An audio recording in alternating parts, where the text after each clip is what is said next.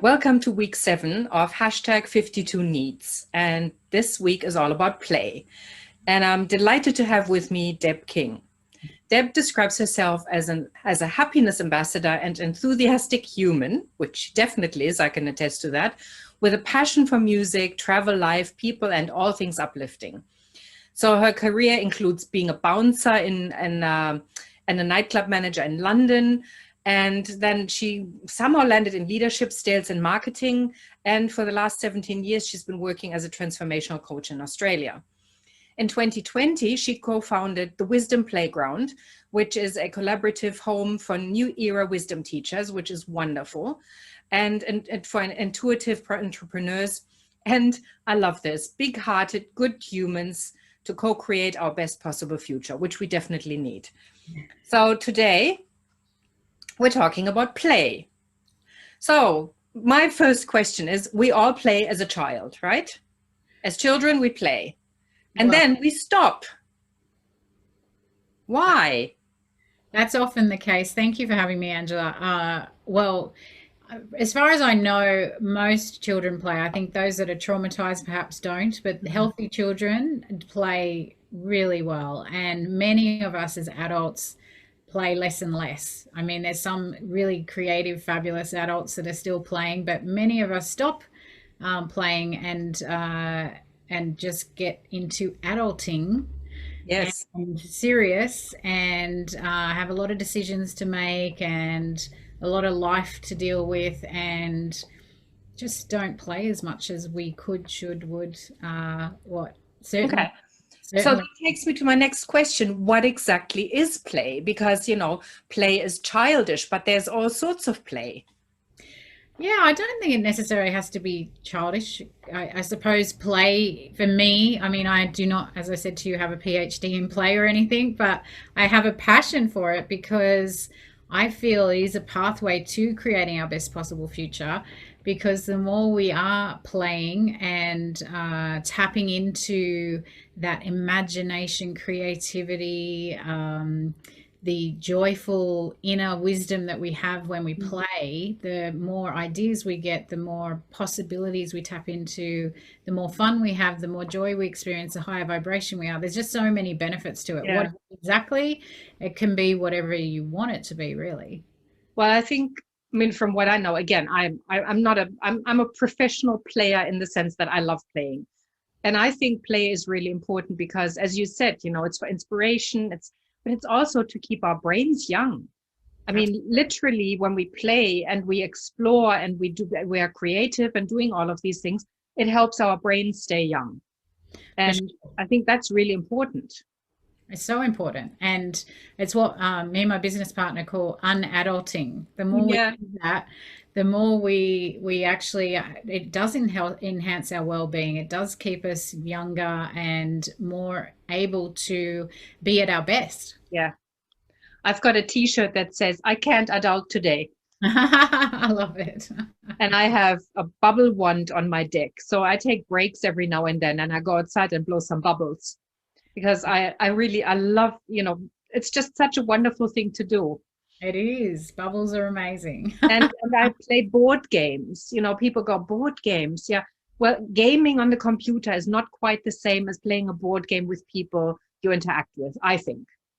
I love board games too, and I have to admit that I have also gotten into Words with Friends on the app on my Mhm. phone. That is quite fun just to be actually having a game with someone I know online. It takes, it's just every now and then we play. It's Yep. kind of fun and connecting and yeah. Yeah, I play Scrabble with friends. Sometimes we play 2 words a week. Sometimes we play ten words a day. And it's just, again, it's just taking a break from work and just doing something. And we don't necessarily play for points. We cheer each other on when we find really interesting words, and like they don't necessarily score big, but they are fun or they're quirky, and we it's about laughing, I think. Oh, it was exactly what I was about to say, particularly as well with board games in the physical. I find the ones I love the most are the ones that have me laughing because I love to Mm, laugh. So, yeah, absolutely. yeah. It's what life's So about. so again, play. I mean, we become very passive players. We watch plays, we watch other people play, we watch, we just keep watching. So, I mean, we need to get more involved in that, but our lives don't necessarily allow us to do that. So, have you got any ideas on how we can introduce more play into our lives other than a bubble wand on our deck? Well, yeah, it is about making that decision. You realize you want to play more, and prioritizing it. So it could be that you set alarms to have a play break, and that could Mm, be doing anything that lights you up. For some people, it might be having a dance or making up a song, or it could be actually how you choose to cook a meal. You could yeah, be just using your creativity to play with what you're doing there. It could be that meeting takes, don't, friends and games, like you say. Pardon? yeah, I was going to say that takes, don't play or play with your food to a whole new level, doesn't it? Yeah. Why not play with your food? Absolutely. I don't know. I've actually done that once. I love having people over for dinner, and I organized a dinner party once where I invited everybody to come to a spaghetti party, and that was still in Europe.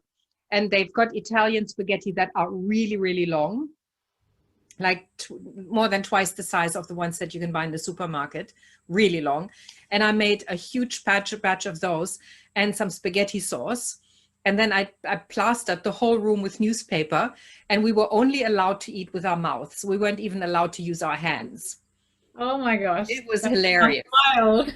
I'll never do that. I'll never do that again because I mean, I almost needed to renovate despite the newspaper, but we had so much fun. Oh my gosh, I would have loved to have come to that party. That's awesome. Yes, so there's so many ways it allows you to get creativity with how you want to play, Yeah. and challenge yourself to keep coming up with different ideas. And even questions can be a way to play. Mm, Having empowering questions that are open-ended of how might I play even more in a more creative way today? How, yes. that potentially could start to lead into different ideas you haven't thought of before.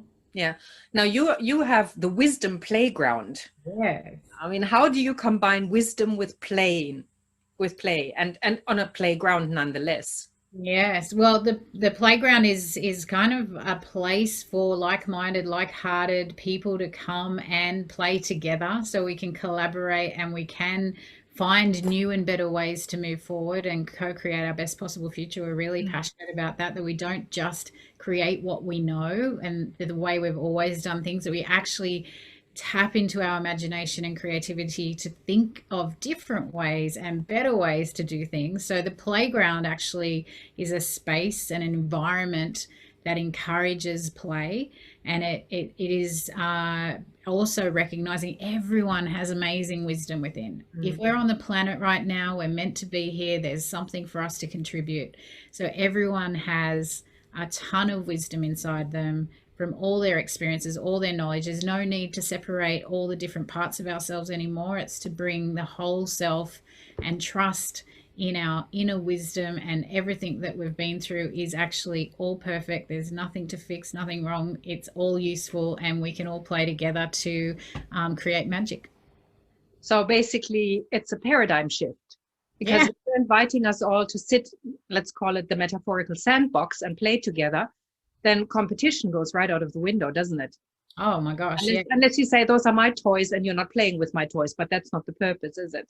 Yeah. I think that competition is something that it we're very conditioned to compete and be separate and all that. Everything that happened, I think, before COVID, BC, I like to call it, all of that type of mindset and conditioning, it needs a refresh. Yeah. And so it's even they've done studies. I think it Darwin that said it's survival of the fittest and competition, but actually in the paper that he wrote, that was only mentioned a couple of times, Yeah. and he wrote collaboration like Yes. so many more times than that. And Yeah. so, like all the stories that we've bought into of the past that have created the conditioning, there's a lot of things that can really be really left in BC, and we can really step into the best of humanity which are the creativity within it is the ability to collaborate and lift each other up. A rising tide lifts all boats, and there is no need to compete anymore. We can actually play together. Yes, and I think we need to play more. Yes. Yeah. Okay, so how can we integrate work and play? Because I mean, they're not necessarily compatible accordingly. I mean, you're serious at work and then you get to play at home. I just don't think that is necessary. And Oh, you can't again, and you bring out the kid, the inner child is only acceptable when it's in a safe environment. I mean, do we really have to be that serious at work?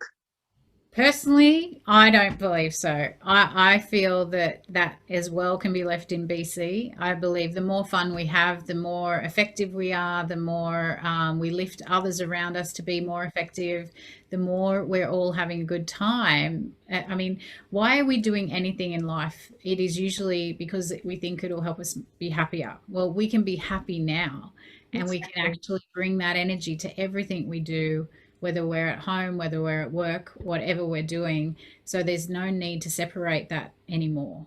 And if Mm, you don't love what you're doing in work, it's time to change that. Like, I would say yes. yeah. So go But somewhere you and like. it's also, I think it's time to actually expand the corporate. Well, I mean, okay, we're not, yeah, BC we had offices, but we will go back to places where we all work together. But BC, it used to be the ping pong table or the coffee, the coffee counter where we would meet together. But it wasn't really play as such. So, and I think with during Corona, we have realized how important it is to be silly and to have fun Yes. and not to be serious all the time. And people have been starting to play on Zoom, all sorts of really fun team building exercises, so to speak, like including what people thought was play. I'll give you a tour on my in my around my house. This is where I live. I Yeah. mean, this is how serious it was. I mean, like you had one background and that used to be it, and now it's expanded, and children come bouncing in, and animals come bouncing in, and there's all sorts of stuff happening. I feel that that's actually a great thing. It Mm, means people are showing their real selves rather than presenting an image that they think they need to be professional. And that is we all want to connect on the personal level, and we that we're all human. It is back to that tapping into our humanity, connecting heart to heart. That's what really matters. mhm. And so, in whatever way we can do that, is like we could encourage that. It's definitely the way forward. Absolutely. I just personally, I think we need to bust some myths and some beliefs around what play is, Okay. because I don't know, but I mean, when you talk to somebody, they really, and you say, oh, they're so playful, it doesn't necessarily register as a good thing. Okay. That's something. If you're 4, that's a good thing, but when you're 40, they go, really, when are you going to grow up? Okay. I've uh, heard that. I'm not yeah. making that Okay. up. Cool. Yeah. If anyone has said that about me, luckily I haven't heard it. But I don't subscribe to that. Like, I don't buy that personally for Mm, me. It's interesting because I do remember my grandpa saying some people when they're 20 are like they're 80, and some people who are 80 are like they're 20. So there's some people that take on a lot of seriousness yeah. very young, and they have their map of the world, and if that's what they want, they can have that. Mm, And I think that there's a growing consciousness of realizing, well, life is short and let's enjoy it, yeah. make the most of it. And one of the ways to do it is actually to play. And Mm, that can be on the full spectrum of some people we have, happy to wear onesies to the shopping center versus someone who would never do that, but they could play in their own way, which might be just a smaller version of something yeah. that actually lights them up, that some Yeah. feels fun and a little bit playful for them. So basically, everybody needs to find their own way of play. There is no universal definition of what play really is. And I think culturally, that will also make a difference. I mean, German play is very different from American play. I imagine. I remember my first football game, for example. I was like, okay, that's very different. But then again, we've got soccer in Germany, and it's a game culture, it's a play culture. But also, again, how we play together, how we go out and interact with each other in the evenings. So I mean, true. I think it's a real pity that I love dancing and I love going to clubs. But when I go to clubs, people look at me like, what are you doing here? This is not the age group. I mean, you're 30 years too late. And I'm sitting and going, what's an age group for anything? Yeah, yeah. I feel that unfortunately I haven't been out dancing for a long time because it's the rule is you're not even allowed to dance right now, which Right is now, very yes. sad. But I love to dance as well. And years ago, I spent a lot of time in clubs. So as I have gotten older, I haven't been as interested to go there. But I'll go to parties where there's dancing. So daytime parties in Sydney. There's an amazing party called Soul of Sydney that has the best music, the best vibe. Everyone's just enjoying Oh, dancing. It is the coolest thing, and it's people of all different like backgrounds and its ages and everything. So I think it's finding the place where you can be in that space where you want to let loose and enjoy. And yeah, hopefully there'll be more and more of that in the not too distant future. yeah. I'll have to find out if they have those in Brisbane, because if not, I'll have to tag along with you next time when I'm in You have Sydney. to come to Sydney. It is a Yeah. Sydney thing called Soul of Sydney. I love it. I can highly recommend. Yeah. So again, I mean, to anybody who's listening, if you haven't found your brand of play yet, go and play. Find out what tickles your fancy. Yeah. I mean, if Well, I and may, if you need help, one of the ways is to actually play with some kids. Kids are fantastic. They move their body, they'll crawl, cartwheel, they'll run rather than walk, yeah, they'll make up silly answers to things. They are the ones to learn from of how to absolutely. play. Yeah, There is many clues there. yeah. And if I borrow that from, I'm borrowing this from Marie Kondo, but we're not cleaning up, but check what sparks joy for you. If it's fun, and if you want to do it again, do it again. If it doesn't, don't. Just because somebody says this should be fun doesn't mean it is. That's right. Everything comes back to tuning into your own inner wisdom and doing what sparks your own joy. And I'm a big fan of Marie Kondo for that as well. Because for some people, they'll love jokes. Others will love magic. Others will love the creativity of art or music or being in nature. All sorts of, we all have our own flavor of it. So Absolutely. And we you can have anything. I mean, you don't have to decide on one thing, you can have it all. I'm part of the Campfire Project, which is a place where we meet and have these really serious discussions. But every now and then we have sessions where we tell dad jokes. I love dad jokes. And it's fun. And it's just, and again, it's about finding something that suits a certain situation. Yeah. Are there other people involved? Are you going to go, you want to do this outside, inside, by yourself, whatever it might be, but play with a variety of things. And again, I think what's also, at least I know that matters to me, is some people think, it has to look good. And I go, who cares? That's What other right. people think. Letting go of how it needs to look. Exactly. I think that have to look good, it is a block Mhm. to allowing yourself to fully play and express. Yeah. Yeah. When I had my first birthday in Australia, my birthday is in December, and I always wanted to have a summer birthday. And because, December in Germany is really cold, and I always wanted to have the barbecue party outside with all the games. So I organized myself a party on the beach with egg races and, all of the children's games. And there was no alcohol involved, not a single drop. And people thought we were drunk because Yes. we were having so much fun. But we accessed our inner child really well that night, that day. That was just wonderful. So again, it's about finding what is fun and not necessarily caring what other people think. Totally. Nailed it. I want to come to your parties, Angela. Well, we'll just have to come up with some formats that allow us to do that between Sydney and Brisbane. You're But on. again, online we can do a lot these days as well. That's right. Totally. There's so much. So we're only limited by our imagination. That's right. That's right. And that really has infinite possibilities when we start to practice tapping into that. So, Yeah.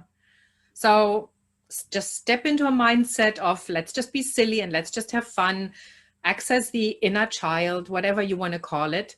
Age regress to the age of 5 if that helps, or borrow a 5-year-old you can play with, whatever it is, but just go and do it, because life is so serious, especially at the moment, and playing is really good for us.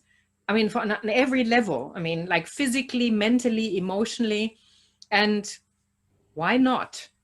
oh, it's Right? the best way to do each day. Bring Yeah. some play in, 100%. Yes. Well, thank you so much, Deb. I'm sure we could talk about this and design parties and games and all of that for the next 2 hours.